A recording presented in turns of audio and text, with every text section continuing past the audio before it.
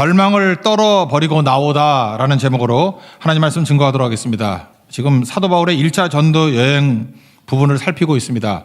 1차 전도 여행의 키워드는 소아시아입니다. 구체적으로 말하면 밑에 있는 구브로 섬과 소아시아, 지금의 튀르키예, 터키 중부지방을 말하고 있습니다. 구브로에서 있었던 일은 특별히 바보라는 것, 번역을 바보라고 했지만 파포스라는 도시입니다. 거기서 총독 서기오 바울을 만납니다. 이 사람은 겸손하고 인격이 탁월했습니다. 그래서 사도 바울의 복음을 듣고 첫 번째 열매가 서기오 바울입니다. 자기가 이방인의 전도를 해야 되는데 히브리 이름인 사울만 갖고는 안 되겠다 싶어서 이제 헬라어 이름을 하나 짓기를 원합니다. 그래서 서기오 바울에게 영향을 받았던 것 같아요. 나도 바울이다. 어거스틴의 표현에 의하면 사울이라는 이름의 뜻은 큰 자고 바울이라는 이름의 뜻은 작은 자다, 그런 뜻입니다. 저렇게 이름은 작은 자다라는 바울인데 어쩜 저렇게 고매한 인격을 갖고 있나. 서기오 바울의 이름을 따서 바울이다. 그래서 구브로 섬에서 벌어진 일은 첫 번째 열매가 서기오 바울이었고, 바보에서 바보가 되다, 바울이다. 바보라는 곳에서 바울이다. 그게 특징적인 일이었습니다. 그러고 난 다음에 이제 배 타고 버가로 오거든요. 지도를 한번 보여주세요. 여기 구브로 섬에서 바보에서 배 타고 이제 버가로 갑니다. 버가도 꽤 큰 도시인데 버가에서의 독특성은 이겁니다. 같이 갔던 청년 마가가 집으로 돌아갔다라는 것입니다. 그래서 이것이 또 사도 바울에게 큰 상처가 되기도 했고, 2차 전도여행을 할 때는 이 마가를 또 데리고 가야 될 것인가 말아야 될 것인가를 가지고 바울과 바나바가 다툼을 벌여서 둘이 갈라지게 됩니다. 그러니까 이게 큰 상처가 되고 큰 문제가 되었다, 이것을 보여주고 있다라는 것입니다. 우리 13절 다 같이 읽겠습니다. 시작. 바울과 및 동행하는 사람들이 바보에서 배 타고 밤빌리아에 있는 버가에 이르니 요한은 그들에게서 떠나 예루살렘으로 돌아가고. 여기서 중요한 건 이거예요. 도대체 마가가 왜 돌아가게 되었나. 제가 볼 때 크게 보면 세 가지 의미가 있다고 생각합니다. 구브로에서 이 본토 버가로 갈 때에 이 바다 아닙니까? 이 바다에 시시때때로 부는 강한 바람이 있답니다. 그 바람 이름이 에테시안 또는 에테시아, 그런 바람이 크게 분다고 얘기를 합니다. 그러다 보니까 풍랑을 맞았던 것 같아요. 어찌 알 수 있냐면 고린도 후서 11장에 보면 사도 바울이 되게 고생했던 얘기들이 쭉 나오지 않습니까? 근데 고린도 후서가 3차 전도 여행을 할 때 에베소에서 쓴 거거든요. 그러니까 1차, 2차, 3차니까 그 중간에 풍랑을 맞이할 때가 몇 번 없었거든요. 여기 보니까 3번이나 뭐 풍랑을 당했다, 그런 얘기가 쭉 나오는데, 그러니까 분명히 이때에 풍랑을 맞았던 것 같습니다. 그래서 고린도서 11장 26절 보니까 바다의 위험과 이런 게 나오고, 27절 보니까 또 수고하고 애쓰고 여러 번 자지 못하고 줄이며 목마르고 여러 번 굶고 춥고 헐벗었노라. 그래서 여기서 분명히 풍랑을 맞았을 것이다. 에테시안이라는 풍랑을 맞아서 죽다 살았다, 그런 거죠. 그래서 마가가 부잣집 아들 아닙니까? 마가의 다락방, 그게 어디예요? 엄마가 마리아인데 부자였습니다. 부자여서 120명이 거기서 기도하고 먹고 할 정도로 큰 집이었다고요. 그 부잣집이죠. 아마 예루살렘 교회도 마가의 집에서 모였을 거 아닌가, 이렇게 얘기를 합니다. 그리고 마리아하고 또 바나바하고 형제자매거든요. 그러니까 조카죠. 자기 삼촌하고 같이 따라갔는데 이렇게 풍랑이 이니까 이거 엄마 보고 싶어. 도저히 난 더 못하겠다. 지긋지긋하다. 그래서 돌아갈 마음이 생긴 게 풍랑 때문이었을 것이다. 이게 첫 번째 요인이고요. 두 번째 버가라는 곳인데, 이 버가는 분지입니다. 대구하고 비슷한데 이렇게 분지고 습합니다. 그러다 보니까 여기는 몸이 약해지고 면역력이 약화되는 경우가 많답니다. 큰 도시긴 한데 여기서 풍토병에 걸렸을 것이다, 이런 생각을 해요. 그래서 굉장히 고생을 했던 것 같습니다. 그거 어떻게 알 수 있느냐? 이거 기록한 게 누가잖아요. 누가가 의사인데 이때부터 동행을 했습니다. 사도 바울의 상태를 보니까 너무너무 힘들었던 것 같아요. 그래서 갈라디아서 4장 13절을 보면은 갈라디아 지방이 그 터키 중간에 있는 비시디아, 안디옥, 이고니온, 루스드라, 그 지역을 다 합쳐서 갈라디아라 그러거든요. 그러니까 1차 전도여행을 했던 지역이 갈라디아 지방입니다. 갈라디아 지방에 쓴 편지가 갈라디아서인데 갈라디아 4장 13절 보면 이런 얘기가 나와요. 내가 처음에 육체의 약함으로 말미암아 너희에게 복음을 전한 것을 너희가 아는 바라. 그러니까 비시디아 안디옥 처음 갔을 때 바울의 모습이 어떤 모습이었냐면은 아픈 모습이었어요. 육체의 약함. 그래서 내가 전할 때 내가 되게 아팠지, 기억하지? 그렇게 기억을 상기시키고 있다는 것입니다. 그러니까 버가라는 곳에서 사도 바울이 풍토병에 걸려서 큰 어려움을 당했습니다. 그러니까 마가는 덜컥 겁이 나는 거죠. 바울 아저씨도 저렇게 병에 걸려 죽어가는데 나도 곧 병에 걸릴 수 있어. 무서워. 집에 가고 싶어. 그런 마음이 있었다라는 것입니다. 그리고 더한 건 세 번째인데 이제 아저씨 이거 끝나고 난 다음에 어디로 가요? 그랬더니 여기 지도를 보세요. 비시디아 안디옥이 꼭대기 나오죠. 비시디아 안디옥까지 올라갈 때 거의 높이가 1200m예요. 그래서 그걸 갖다가 타우루스 산맥이라고 얘기를 합니다. 사도 바울은요 산 타는 거에 전문가입니다. 이유가 뭐냐? 그 옆에 지도 보면 나오죠. 길리기아 다소. 그러니까 고향이죠. 그 다음에 옆에 오른쪽에 수리아 안디옥이 있죠. 여기가 안디옥 교회거든요. 근데 그 중간에 산맥이 있는데 아마누스 산맥이라는 게 있습니다. 그러니까 사도 바울은 다소에서 안디옥으로 안디옥에서 다소까지 굉장히 많이 왔다 갔다 하는 걸로 나오죠. 10몇 년 넘게. 그러니까 사도 바울은 이런 아마누스 산맥, 이거 한 1300, 1400 정도 되는 건데 이런 거는 장난이에요. 막 넘어 다녔거든요. 그러니까 훈련이 돼 있으니까 이제 버가에서 비시디아 안디옥까지 올라가는 1200m 정도 산맥은 애들 장난이다. 그러고 올라가려고 그랬는데 이게 마가의 입장에 있어서는 부잣집 아들이잖아요. 저 까마득한 산을 올라가자고요? 지금 잘 보세요. 풍랑도 지긋지긋한데 풍토병도 죽다 살았는데 저 산맥에 올라가자고요? 그러는 순간에 앞이 캄캄해져서 집으로 가게 되었다. 이런 얘기를 합니다. 아마 이때 바울이 굉장히 실망했던 것 같아요. 믿음의 사람이 이런 걸로 좌절하고 떠나간다는 게 말이 되느냐. 실망해서 굉장히 낙심했던 것 같습니다. 근데 여러분 잊지 마십시오. 여러분 인생 가운데도 이렇게 실망감이 있거나 어떤 때는 기대를 저버린 일들이 벌어지게 됐을 때 손해만 있느냐? 그게 아니라는 거예요. 이거 이후에 나중에 루스드라에서 마가 대신에 어떤 젊은이를 보게 됩니다. 그게 뭐냐? 디모데예요. 그래서 디모데를 자기 믿음의 아들로 여기게 되었고 나중에 2차 전도여행할 때는 동행하죠. 되게 중요한 거라고요. 그런 의미에서 하나님께서 한쪽을 잃게 만드시지만 그게 아프죠. 근데 또 다른 것을 얻게 만들기 위한 디딤이 되기도 한다라는 것입니다. 그러면 마가는 버림받았느냐? 그렇지 않다라는 거예요. 그 다음에 언젠지 모르지만 후기에 다시 마가도 건지게 되었습니다. 그래서 골로새서 4장 10절을 보니까 아마 사도 바울이 감옥에 갇혔던 것 같아요. 나와 함께 갇힌 자 아리스다고가 있고 두 번째 명령하는 게 누구냐? 바나바의 생질 조카 마가와 이 마가에 대하여 너희가 명을 받았음에 그가 이르거든 영접하라. 그러니까 마가에 대해서 너희들 나쁜 인상 갖지 말고 마가하고 나 지금 사이 좋아졌어. 그를 영접하라. 그리고 받아들였던 것 같습니다. 그리고 뭐라고 얘기하느냐? 나와 함께 역사하는 자고 일하는 자고 나에게 큰 위로가 됐다. 이렇게 표현을 합니다. 그러니까 마가를 복권시켜 준 거죠. 마가는 내 일꾼이다. 사도 바울이 죽기 직전에 썼던 성경이 디모데 후서잖아요. 디모데서 4장 11절 보니까 원래 늙으면 외로워지는 겁니다. 사람 다 떠나가는데 딱 하나 남았대. 누가만 나와 함께 있느니라. 그러면서 디모데에게 쓴 편지잖아요. 내가 올 때에 마가를 데리고 오라. 그가 나의 일에 유익하니라. 그러니까 사도 바울이 지금 추웠는가 봐요. 감옥에서. 그래서 너 올 때 뭐 겉옷, 두꺼운 겉옷 좀 가져와라. 가죽에 쓴 글이니까 성경 갖고 와라. 근데 또 하나 명한 게 뭐예요? 마가도 데리고 와라. 그러니까 사도 바울이 늙었을 때 마지막 남았던 세 사람은 첫째는 의사 누가, 두 번째는 디모데, 믿음의 아들 디모데, 또 하나가 마가였다라는 것입니다. 그러니까 뭐예요? 마가는 그의 든든한 디딤이 되었다라는 거죠. 오늘 여러분들 인생에서 시련과 고난이 있습니다. 시련과 고난이 있을 때 이게 상실감을 느끼게 되죠. 근데 상실이라고 생각하지 마십시오. 오히려 더 큰 걸 얻기 위한, 디모데를 얻기 위한 하나님의 어떤 디딤이 될 수도 있다는 거예요. 결국 잃기만 하는 시간 아닙니다. 얻는 시간이 되기도 한다라는 거예요. 또 동시에 마가는 잃어버렸습니까? 아니죠. 하나님께서 그도 건져내셨다라는 것입니다. 그래서 하나님 나라에는 쓰레기통이 없다고 그러잖아요. 버릴 게 없습니다. 하나님이 구원시킬 때 두 가지가 있다 그랬죠. 오래 참음과 용서. 오래 참고 용서할 때 다시 마가에게 세컨 찬스가 임하게 되었다는 것입니다. 오늘도 여러분 혹시 믿다가 낙심하고 오래간만에 예배 나오신 분이 있습니까? 하나님이 오래 참으시고 용서하시고 마가같이 다시 크게 쓰임받도록 일으켜 세워 주실 것입니다. 그래서 여러분 창세기에서 제일 중요한 인물이 야곱이라 그랬죠. 야곱은 12아들이 있었는데 하나도 버리지 않고 다 구원받게 만든 사람이에요. 한번 생각해 보세요. 아브라함만 해도 둘 중에 하나, 그죠? 이삭이 있지만, 그죠? 이스마엘은 버림받았잖아요. 이삭도 마찬가지죠. 에서하고 야곱이 있는데 에서는 아니잖아요.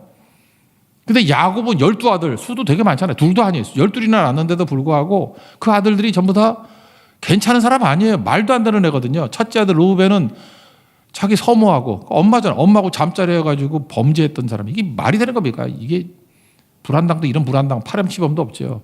둘째, 셋째는 살인 저질러가지고 집안 다 멸절하게 만들었던 위기. 그죠? 시므온과 레위. 넷째 아들은 어떻게 보면 더 심할 수도 있죠. 유다. 자기 며느리하고 관계 가지고 쌍둥이 낳고 그렇지 않았습니까? 그게 메시아의 조상이 돼버렸잖아요. 말도 안 되는 자들. 우리 식으로 하면 얘기하면 뭐예요? 이거는 버림받아도 싸고 이건 도대체 구원받지 못할 사람들인데 야곱이 그들을 다 건져서 12지파를 만들잖아요. 이게 교회입니다. 교회는 세컨 찬스를 주는 곳이고 이렇게 세워주는 곳이고 다 우리가 죄인들 아니에요? 끝장났고 나는 소망이 없어. 그런 거 아니에요. 주님께서 다시 건져주시는 모델이 야곱이라는 것입니다. 그래서 야곱의 이름이 바뀌어서 뭐가 됐어요? 이스라엘. 이건 교회란 뜻이거든요. 이겼다는 거, 이겼다. 하나님께서 우리에게 이김을 주신다 그런 뜻이겠죠. 하나님께서 우리에게 이김을 주신다. 여러분 삶 가운데도 어떤 난관과 어려움이 있다 할지라도 다시 일어설 수 있는 믿음의 종 되기를 바랍니다. 그래서 버가에서 마가 메시지가 있어요. 마가는 떠나갔지만 디모데를 얻게 되었고 그는 결국은 세컨 찬스를 통해서 돌아오게 되었다. 우리 인생에도 혹시 버가 같은 넘어짐이 있다 할지라도 최종적으로 승리하고 더 많은 것을 얻을 수 있는 우리 버가의 승리가 있는 우리 하나님의 거룩한 종 되기를 축원합니다. 두 번째로 이제 비시디의 안디옥으로 올라가죠. 우리 아까 지도 봤지만 꼭대기에 있습니다. 비시디의 안디옥에 올라갔더니 거기서 이제 회당에서 말씀을 증거하는 거예요. 여러분, 우리 그런 얘기 들어봤죠. 한국 사람들이 외국 가서 모이면 교회를 만들고, 중국 사람들이 외국 가서 모이면 식당을 만들고, 일본 사람들이 외국 가서 만들면 회사를 차린다. 근데 한국 사람들 참 좋은 것 같아요. 유대인들하고 너무 비슷해요. 유대인들은 10명만 모이면 회당을 만듭니다. 한국 사람들은 10명만 모이면 교회를 만듭니다. 그죠? 그래서 예배드리게 됐다는 거예요. 그래서 비시디아 안디오, 이거 작은 도시 아닙니다. 제가 얘기했죠. 로마의 그 셀레쿠스 황제죠. 그때 왕이 자기 아버지의 이름을 따가지고 안티오쿠스. 그래서 안디옥이라는 도시를 16개 만들었다 그랬죠. 16개가 성경에는 2군데밖에 안 나오지만 이 비시디아 안디옥도 큰 도시입니다. 그러니까 튀르키의 그 중심에 거기를 갈라디아라 그러는데 갈라디아 중심지에 교통과 무역과 상업과 문화의 중심지가 되었다는 것입니다. 그러니까 많은 디아스포라들이 모였겠죠. 거기 회당이 꽤 컸을 거라고 생각합니다. 거기서 설교를 합니다. 이게 우리 신학에서 되게 중요한 장면인데 13장에 나오는 이 바울의 설교가 17절부터 41절까지 꽤 긴 설교거든요. 그러니까 바울의 설교가 통으로 나온 설교입니다. 하나도 잘리지 않고 통으로 나왔어요. 스데반의 설교도 하나도 자르지 않고 통으로 다 넣었죠. 그래서 스데반의 설교를 연구하는 게 되게 중요한 거고 또 하나가 바울의 설교가 통으로 다 나온 게 여기거든요. 이게 굉장히 중요한 거예요. 근데 스데반의 설교도 그렇고 바울의 설교도 그렇고 되게 닮았어요. 왜 닮았다 그러냐 하면은 구속사적인 설교이기 때문에 그래요. 구약의 성경의 모든 내용을 읽고 난 다음에 누구를 주목하게 만드느냐? 예수만을 바라보자. 오직 예수밖에 없다. 예수만이 구원이다. 그걸 뭐라 그래요? 구속사적 설교라 그래요. 사도 바울은 구속사적 설교를 했다는 것입니다. 설교 내용 길기 때문에 요약하면 이런 거예요. 출애굽기로부터 시작을 합니다. 하나님께서 이스라엘 백성들을 애굽에서 출애굽하게 만드셨다. 광야를 통과하고 그 다음에 가나안 땅을 허락하셨다. 근데 불순종했다 그런 얘기죠. 그러다가 뚝 넘어가서 하나님께서 다윗을 증명합니다. 다윗이 하나님 마음에 합한 자였고 그죠? 다윗을 통해서 하나님 내 뜻을 다 이루겠다. 내 뜻을 다 이루겠다. 그 내용이 뭐예요? 하나님이 다윗의 후손 가운데 후손이라고 되어 있지만 원래 뜻은 씨입니다. 씨. 다윗의 씨를 통해서 이스라엘을 구원할 메시아를 보내주신다는 거예요. 그 메시아가 누구라는 거예요? 구주가 예수님이라는 거. 그래서 예수님을 증거하고 있습니다. 이게 무슨 패턴하고 똑같은 거냐면 하나님께서 가나안 땅을 주시고 율법을 주셨죠. 율법을 주시고 난 다음에 율법을 지키면 구원 받겠다. 그런데 율법을 지켰습니까? 못 지켰습니까? 다 무너지고 깨지고 그랬다는 거예요. 그럼 끝장나는 거 아니에요. 절망 가운데 빠져 있는데 하나님께서 다윗의 후손을 통해서 절망에서 우리를 구원할 수 있는 니네들이 못하면 내 아들을 보내서 아들로 인해서 순종하게 만들어서 너희 죄를 씻어주고 너희의 의를 세워주고 너희를 구원해 주겠다. 그게 바로 예수님이다. 그래서 예수님을 증거하고 있는 거예요. 이게 로마서에서는 똑같은 예로 나오죠. 여러분 율법이라는 게 뭡니까? 율법은 진단이라니까요. 우리가 몸이 좀 안 좋아요. 그래서 병원에 갔더니 진단을 해. 뭐 무슨 병입니다. 무슨 암입니다. 이게 진단이 돼 있죠. 진단한다고 고치는 건 아니잖아요. 율법은 진단이라니까요. 그래서 뭐라고 얘기합니까? 죄를 깨닫게 만든다고. 우리는 압니다. 뭐가 죄인지 뭐가 죄가 아닌지 무엇이 살 길인지 성경을 들어요. 아는데 문제는 뭐죠? 그렇게 살 능력이 없는 거예요. 그게 구약이라고. 그래서 실패하고 넘어지고 깨지게 돼 있다는 것입니다. 그러면 하나님이 포기하시느냐? 얘네들은 말씀을 줘도 순종할 능력이 없어. 그래서 하나님의 답이 뭐예요? 그러면 내 아들을 죽여서 쟤네가 죽어야 될 걸 대신 죽이고 그 죄값을 치렀다 그런 뜻이죠. 그리고 이 사람들이 지키지 못할 것들을 예수님의 영이 성령을 보내셔서 성령 안에서 지키게 만들어 줄 거야. 그걸 뭐라고 표현하죠? 내 안에서 성령이 이끄는 인생. 그게 뭐예요? 영의 사람이지, 영의 사람. 이걸 갖다가 갈라디아 2장 10절에 뭐라고 되어 있습니까? 내가 죽고 예수로 사는 인생. Not I, but Christ. NIBC. 그렇게 하시겠다.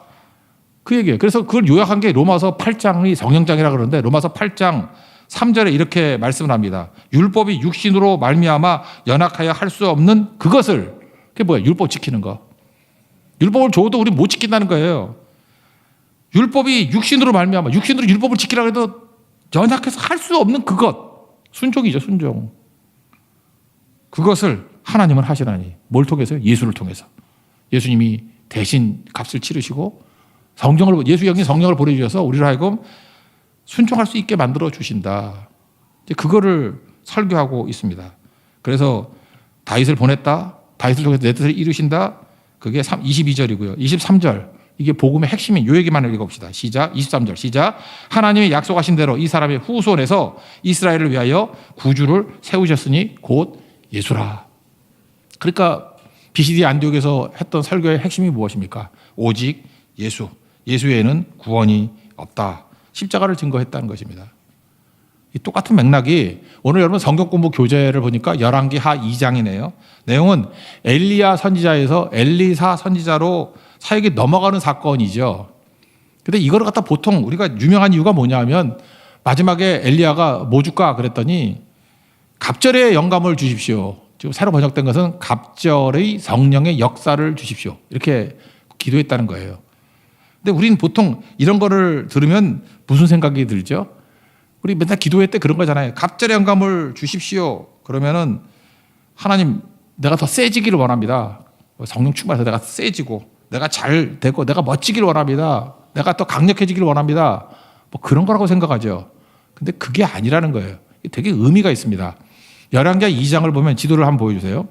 여기에 지명이 네 군데가 나오는데 이 네 군데 지명이 되게 중요한 거라고요. 첫 번째 길갈에서 따라갔더니 엘리야가 베델로 옮겨가요. 또 그 다음에 베델에서 여리고로 옮겨가고 여리고에서 여기는 써있지는 않지만 요단 강 서쪽으로 가요. 그 다음에 옷을 벗어가지고 요단강을 내리쳤더니 요단강 동쪽으로 요단 동편으로 간다고. 그렇게 굳이 말하면 요단까지 나눈다 그러면 5군데로 옮겨간다고. 근데 이 지명이 의미가 있다고요. 이 지명은 뭐냐 하면은 이스라엘 백성들이 가나안 땅을 정복하는 역순이에요. 역순. 원래 요단 동편에 있다가 요단강을 건너서 어디로 갔어요? 요단 동편의 첫 번째 그 길갈이잖아요. 길갈에서 돌멩이 12개 세우고 기억나시죠? 요단강에서 갖고 온 길 돌멩이. 그 다음에 첫 번째 성은 여리고죠. 그 다음에 베델 정령하고 그 나오는 거 아니에요? 근데 이걸 역순으로 갔다고요. 그러니까 길갈에서부터 시작해가지고 베델 다시 여리고 그 다음에 요단 서편 그 다음에 다시 요단 동편으로. 이거는 뭘 의미하는 거냐 하면은 가나안 정복에 거꾸로 돌아감을 얘기하는 거니까 하나님께서 지금 가나안 땅에서 철수하시겠다. 하나님께서 가나안 땅에 계시지 않겠다. 부재. 하나님의 부재를 뜻하는 거라고요. 여러분 우리가 출애굽기 살필 때 그런 거 들어봤죠. 이스라엘 백성들이 금송아지 우상 숭배를 하니까 하나님이 니네나 가라. 나 안 간다. 그랬더니 모세가 하나님 앞에 생명 걸고 기도하죠. 같이 가셔야 된다고. 그랬더니 하나님께서 마음을 돌이키시사 내가 너희와 함께 가겠다. 그런 얘기죠. 엘리야의 사역이 하나님이 함께하는 사역이었습니다. 그리고 아합 왕을 비롯해서 범죄한 백성들에게 돌아오라고. 돌아왔어요? 안 돌아왔어요? 돌아오지 않았죠. 엘리야는요, 여러분 상징입니다. 구약의 상징이에요. 그래서 구약 그러면 모세와 엘리야, 그럼 구약 전체의 상징이야. 엘리사는 많은 사람이 그렇게 합니다. 예수님의 상징이에요. 그러니까 엘리야 사역에 있어서 하나님께 능력을 주셔서 그게 율법이거든요. 율법 가지고 했더니 돼요, 안 돼요? 안 되더라는 거예요. 그래서 하나님도 포기하셔가지고 이제 난 돌아가겠다. 하나님의 철수. 그래서 요단 동편으로 왔는데 이제 엘리사가 감 잡은 거죠. 하나님께서 이제 우리를 버리시는구나. 가나안 땅을 떠나시는구나. 그래서 엘리야가 뭐 해줄까 그럴 때 구하는 거예요. 당신의 능력, 당신의 성령의 역사에 갑절을 달라고. 무슨 얘기입니까? 엘리야로 안 되면 엎어치기로 능력을 주셔더라도 백성들 구원해내야 될 거 아닙니까? 그럴 때 엘리야가 뭐라 그래요? 뭐 나는 잘 모르겠다. 근데 하나님이 허락하시죠. 그래서 갑절에 성령의 역사를 주십니다. 그래서 열왕기하 2장 9절을 보니까 다시금 엘리야의 옷을 받아가지고 능력을 받았다는 얘기죠. 다시 요단강을 내리쳐요. 그랬더니 요단강이 갈라지고 엘리사가 다시 요단강을 건너오는 장면이 나옵니다. 다시 가나안 땅으로 들어오는 장면이 나와요. 무슨 뜻이에요? 이제는 복음의 역사로 말미암아 우리를 살려주겠다. 그래서 열왕기하 2장에서 우리가 볼 수 있는 건 뭐냐면 율법으로 할 수 없는 것들을 복음으로 이루신다는 거예요. 율법으로 우리가 지킬 수 없는 것들을 예수님께서 성령을 보내셔서 순종하고 지킬 수 있게 그걸 하나님의 의라 그러거든요. 이루게 만들어 주신다. 그걸 우리에게 말해주고 있다는 것입니다. 그래서 우리가 하나님 앞에 구해야 될 게 뭐예요? 한 가지 구해야 되면 성령을 구해야 돼요. 우리 마태복음 7장에 보니까 구하라 주실 것이고 찾으라 찾을 것이고 두드리라 열릴 것이다. 그래서 악한 아버지라도 아들에게 좋은 것을 줄 줄 알거든 그러죠. 아버지께서 너에게 좋은 것 안 주시겠냐고. 구하면 좋은 것 주십니다. 근데 누가복음 11장에 보면요. 그 좋은 것에 대치된 내용이 나와요. 성령이에요. 아버지께서 우리에게 좋은 것 대신에 성령을 주시지 않겠느냐. 가장 좋은 게 뭡니까? 성령이에요. 성령 하나 구하면 우리에게 모든 걸 다 주신다는 것입니다. 여러분 그 요한복음에 보면요. 요한복음 16장 7절 8절 보면 내가 떠나가는 것이 너에게 유익이다. 그런 말씀이 나오죠. 내가 떠나가지 않으면 보혜사 성령이 너에게 오지 않는다고. 그러니까 보혜사 성령이 오신다는 게 뭐예요? 예수님의 영이 우리에게 임한다는 거죠. 그 예수님의 영이 임해서 하는 일이 세 가지라 그러거든요. 죄에 대해서, 의에 대해서, 심판에 대해서 책망한다고. 그럼 죄, 의, 심판 이게 뭐예요? 인간이 해결할 수 없는 3대 문제라 그랬죠. 인간이 해결할 수 없는 게 뭐예요? 죄 문제 해결 못해요. 근데 예수님이 해결한다고요. 예수님이 해결할 수 있도록 성령께서 적용시켜 주시는 거예요. 의는 뭐예요? 죽음의 문제죠. 우리 죽음의 문제 해결 못해요. 다 깨졌다고 관계가. 하나님께 단절을 죽음이라 그러잖아요. 근데 의가 뭐예요? 연결시켜 주는 거죠. 관계를 연결시켜 줘. 생명이죠. 우리 죽어도 사는 거예요. 여기서 이 의에 대한 것을 우리 죽음의 문제를 해결했다 그런 뜻이에요. 그리고 심판 하나님 옆에 서잖아요. 한 번 죽는 것은 사람에게 정하신 일이요. 그 위에는 심판이 있다고. 심판을 우리가 어떻게 통과합니까? 예수님의 십자가 의지하면 통과합니다. 그래서 여러분들 세상에 그 무엇도 해결하지 못하는 문제, 죄 때문에 무겁죠? 예수 믿으면 성령께서 죄 문제를 해결해 주셔요. 그리고 죽음의 문제를 해결해 주신다. 당장 죽어도 삽니다, 우리는. 그리고 심판의 문제 통과합니다. 그러니까 예수 없이는 살 수가 없는 거죠. 그러니까 바울의 증거가 뭐였어요? 오직 예수. 예수 외에는 구원의 길이 없고 다른 길이 없다. 이거는 뭐 똑같습니다. 엘리사도 마찬가지예요. 엘리야로 못한 일이라 그러면 갑절에 영감을 주셔서 그 예수님이잖아요. 예수님이 하시면 되잖아요. 메시아가 하시면 되잖아요. 이게 구약에 나타난 예수님에 대한 증거라는 것입니다. 그래서 로마서 8장 3절 이 말씀이에요. 율법이 육신으로 말미암아 연약하여 할 수 없는 그것을 하나님은 하시나니 뭐로 해요? 십자가로 하고 예수로 하고 복음으로 하신다라는 것입니다. 여러분들 오늘도 이 시간에 절망의 끝에 놓여서 오신 분들이 있지 않습니까? 나는 내 문제가 뭔지를 아는데 맨날 실패하고 깨지고 넘어져 있어요. 근데 예수님 붙들면 구원받습니다. 우리가 병들고 깨지고 더 소망이 없어요. 또 실패의 수렁 가운데 빠져 있어요. 여러분 늪이라는 게 뭐예요? 움직일수록 빠져드는 거죠. 뭐 속수무책에 할 수 있는 게 하나도 없어요. 근데 예수님 나를 구원해 주세요. 나를 불쌍히 여겨 주세요. 수렁에서 우리를 건져 주십니다. 끝이라고 생각합니까? 마지막에 생각합니까? 뭐 어떤 분들은 그러대요. 이 예배 마치고 난 다음에 나 죽을 거라고. 여러분 복음 안에서 끝이 아닙니다. 예수님께서 우리에게 오래 참음과 용서를 통해서 구원해 주십니다. 세컨 찬스를 주셔요. 마가에도 세컨 찬스가 있었잖아요. 우리에게 왜 세컨 찬스가 없겠어요? 엘리야라는 어마어마한 선지자 앞에서도 돌이키지 않았던 백성들 끝이에요. 그럼 하나님이 어떻게 하냐? 네가 순종 안 하면 내 아들 죽여서 순종하게 만들게. 믿기만 해. 그럼 그 믿음이 너에게 의로 삼아줄게. 이신칭이 아니에요. 너 구원해 줄 거야. 하나님 포기하지 않습니다. 답은 이겁니다. 아무리 삶에 난제 어려움이 있다 할지라도 오직 예수 붙들면 삽니다. 구원이 있습니다. 포기하지 마십시오. 예수 붙들면 삽니다. 그게 BCD 안디옥에서의 메시지예요. 우리도 마찬가지입니다. 이 말씀 듣고 일어서는 하나님의 거룩한 종 되기를 축원합니다. 그 다음에 세 번째 내용은 뭐냐? BCD 안디옥에서 말씀을 증거했더니 갈라지게 됐다는 거예요. 반응이 두 가지로 갈라지게 되었다는 것입니다. 한 사람은 믿고 따르는 사람도 있었고 또 하나는 박해하고 선동하고 죽이려고 하는 사람도 있었다는 거예요. 여러분이 겉으로 볼 때 누가 구원받은 백성인지 아닌지 어떻게 합니까? 우리 성경에 표현하면 양과 염소를 어떻게 알아요? 모르죠. 근데 예배 드려보면 안다는 거예요. 예배를 통해서 말씀을 증거해보면 안다는 거예요. 요한복음 4장 23절 보니까 아버지께서는 자기에게 이렇게 예배하는 자들을 찾으시니라. 예배 드리면은 쫙 갈라집니다. 교회가 뭐 구제한다 그러면 구제 반대할 사람이 있어요. 벅적벅적 보입니다. 또 교제한다 그래도 좋아해요. 교회 교제가 얼마나 좋아요. 그죠? 특별히 뭐 젊은이들 많이 모이면 그냥 어중이떡이 다 와요. 왜? 만나가지고 결혼하려고. 뭐 그렇게 다 모여요. 그러니까 목적이 자기 욕망과 자기 필요를 채운다 그러면 모일 수 있어요. 근데 그거 예배자 아니거든요. 근데 진짜 영과 진리로 예배를 드리면 갈라져요. 진짜 믿는 사람들은 예배에 모이고 아닌 사람은 나 이런 거 싫어. 식상해. 떠나간다고요. 예배가 갈라지는 거예요. 여러분 운명 분기점이 뭐냐? 가인과 아벨을 갈랐던 게 뭐예요? IQ입니까? 정성입니까? 그 가인은 정성이 없었나? 정성도 있었어요. 갈라진 게 뭐였어요? 예배였어요. 예배. 하나님이 받으시는 예배를 드렸던 아벨, 하나님 백성 됐고 하나님이 받지 않은 예배, 연락하지 않은 예배, 가인은 버림받았잖아요. 여러분 인생에서 가장 중요한 하나를 붙든다 그러면 예배예요. 예배 드리는 자는 살고 예배 없으면 죽는다고. 근데 BCD 안디옥에서 말씀 증거에 예배가 있었잖아요. 여기서 운명이 갈라지게 되더라는 것입니다. 예배 드릴 때 사는 거예요. 저는 여러분도 그래요. 우리의 회복과 부흥이 어디서부터 시작돼야 되느냐? 예배로부터 시작되는 겁니다. 엘리야 살폈죠. 엘리야가 갈멜산에서 바알과 아사라의 850명의 선지자와 싸움을 벌입니다. 영적 싸움을 벌입니다. 그럴 때 하늘에서 불이 내리고 하나님의 응답이 있고 바알과 아사라의 선지자들은 다 죽고 하나님 백성들은 살아나는 장면이 언제 나타나느냐?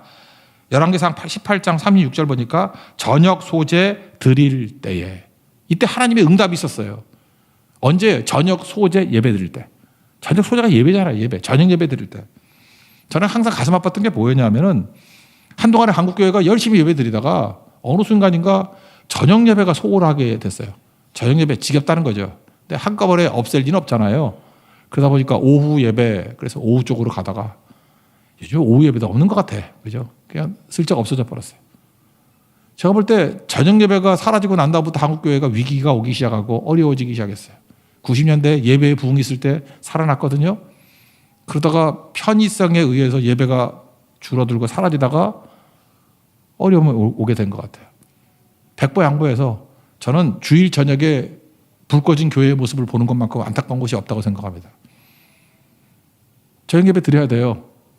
저녁 예배가 어떤 건지 아십니까? 저녁 소제 때 하나님의 능력과 기적과 승리 나타나게 되잖아요. 여러분 힘들고 애쓴다고 힘쓰고 애쓴다고 여러분 살아나는 게 아니고 예배만 드리면요. 여러분 막혀있는 것이 뚫립니다. 또 무너졌던 것들이 회복이 되고 병든 것들이 치유가 됩니다. 그리고 마음의 근심과 두려움 이렇게 맺혀있던 것들이 풀리는 일들이 나타나게 된다는 것입니다. 갈멜산의 승리를 보십시오. 뭐 딴 거 있었어요? 그냥 저녁 소제 때 예배 드렸어요. 소리 지른 거 아닙니다. 거기 바알과 아사라의 선지자들은 칼 들고 춤추고 난리치고 응답이 없으니까 자해했다 그랬죠. 자기 몸에 칼로 긋고 피 흘리고. 정성으로 따진다면 그거보다 더한 정성이 있어요. 응답 없습니다. 엘리야는 조용히 하나님 앞에 예배 드렸어요. 저녁 소제 드렸어요. 불로써 응답하여 주시옵소서 외쳤을 때 불로 응답이 있고 승리가 있고 회복이 있게 되었다는 것입니다. 우리의 삶에 많은 것들이 꼬이고 넘어진 것들이 있을 것입니다. 여러분들 하나님 앞에서 확 일어서기를 원합니까? 예배의 회복이 있기를 원합니다. 우리 저녁 예배의 부흥이 있으면 여러분의 삶의 부흥, 가정의 부흥, 여러분 인생의 부흥이 일어나게 될 것입니다. 예배로 승리하는 것을 맛보는 하나님의 거룩한 종 되기를 축원합니다. 마지막 네 번째 한 가지만 더 살필 것은 이거예요. 이제 비시디아 안디옥에서 이제 사람들이 선동을 해가지고 바울을 박해하기 시작합니다. 그게 50절이잖아요. 유력자들이 선동해서 박해했다. 그럴 때 바울이 했던 일이 뭐냐면 발에 티끌을 떨어 버렸다. 그리고 난 다음에 기쁨과 성령 충만해서 떠났다. 그런 얘기를 합니다. 51절과 52절 두 절 읽겠습니다. 시작. 두 사람이 그들을 향하여 발의 티끌을 떨어버리고 이고니온으로 가거늘 제자들은 기쁨과 성령이 충만하니라. 이거 마태복음 10장 14절에 그 두 명씩 전도하는 거에서 이런 얘기 나오죠. 너희들 말 안 듣고 영접하지 않으면 발에 먼지를 떨어버리라. 진실로 너희에게 이르노니 심판날에 소돔과 고모라 땅이 그 성보다 견디기 쉬우리라. 그러니까 이게 티끌을 떨어버리는 것이 뭐냐면 이런 거예요. 내가 복음을 증거해 네가 안 들어? 우리도 그러자 전도 가가지고 야 신발 설자. 그러면 니넨 뒤졌다 이제. 말씀을 안 들어. 니넨 뒤졌어 이제. 그런 마음이겠어요? 그런 마음이니까 뒤에 기쁨과 성령이 충만하더라. 그럼 이게 뭐예요? 이 복수의 종교지.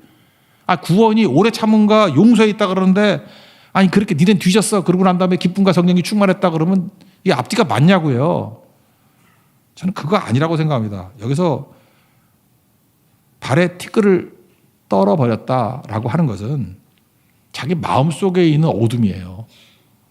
바울은요 지금 버가에서 마가가 떠난 거에 대해서 마음의 부담감이 있었을 거라고. 상실감도 있었을 것이고 그 사랑하는 마가, 그 젊은 마가, 전도 유망한 마가, 그 사람이 나를 거절하고 떠난다니 상실감이 있었을 것이고, 그 다음에 첫 번째 성, 허전한 마음으로 왔잖아요. 여러분 생각해 보세요. 자기 그 멤버 가운데 가족 같은 사람이 하나 떠나가면 그 말은 안 하지만 두고두고 아픈 겁니다. 마음에 걸려있고. 비시디아 안디옥에 왔더니 말씀을 잘 증거했어요. 믿는 사람도 있었지만 여기 떠나게 된 이유가 뭐냐면 박해 때문에 떠난 거거든요. 그러니까 힘든 거죠. 그래서 마음 가운데 어두운 생각이 있었을 거라고요. 어떤 상실감, 내가 뭐 잘못한 거 없나 뭐 이런 거, 그런 걸 떨어버리라는 거예요. 어두운 생각 떨어버리고 자기가 모욕당했다, 모욕감도 떨어버리고 상처도 떨어버리고 다 떨어버리고 그다음 뭐예요? 예수의 빛으로 가득가득 채워가지고 새로운 땅 이고니온을 향해서 갔다고요. 여러분 예배는 그런 겁니다. 지금도 여러분들 아무리 하나님 잘 섬기고 믿는다 할지라도 우리 마음 가운데 근심, 걱정 이런 거 있잖아요. 너무 지속된 고난 가운데 지쳐있는 마음들 이런 거 떨어버리고 가는 거예요. 그게 먼지 터는 거예요. 예배는 먼지 터는 거라고요. 그러면 하나님께서 우리에게 성령으로 빛 가운데 충만하게 해주셔서 그래야 기대감이 있죠. 과거에 묶인 것을 끊어버려야 미래를 향해서 나아가죠. 사막을 바라보면서도 강이 흐를 거야. 광야를 바라보면서도 하나님께서 길 열어주실 거야. 기대감과 소망 가지고 나아가게 되는 거 아니에요? 그게 바로 뭐예요? 예배는 먼지 떨어버리는 거예요. 티끌 떨어버리는 거라고. 오늘도 예배 올 때는 무거운 마음으로 왔지만 떠나갈 땐 응답을 통해서 발에 티끌을 떨어버리고 소망과 기대감과 빛 가운데 나아가는 하나님의 종 되기를 바랍니다. 그래서 뭐라 그래요? 제자들이 기쁨과 성령이 충만하니라. 이러고 이고니온으로 갔더라. 그래서 주일은 빛의 날입니다. 빛을 가진 날이에요. 소망으로 가득 찬 날입니다. 그러면 능히 승리할 수 있다라는 것입니다. 오늘도 사도 바울의 1차 전도여행의 과정 속에서 어려움과 난관이 있었지만 결국은 하나님께서 채우시는 풍성함으로 빛으로 채워서 다시 의욕과 소망과 성령으로 다음 장소를 향해서 나아갔다 바울과 같이 여러분들도 오늘도 응답받고 축복으로 채우고 내일을 향해서 다른 곳을 향해서 힘차게 나아가는 승리의 종 되기를 축원합니다. 자리에서 일어나겠습니다. 죽으면 죽으리라 찬양하겠습니다.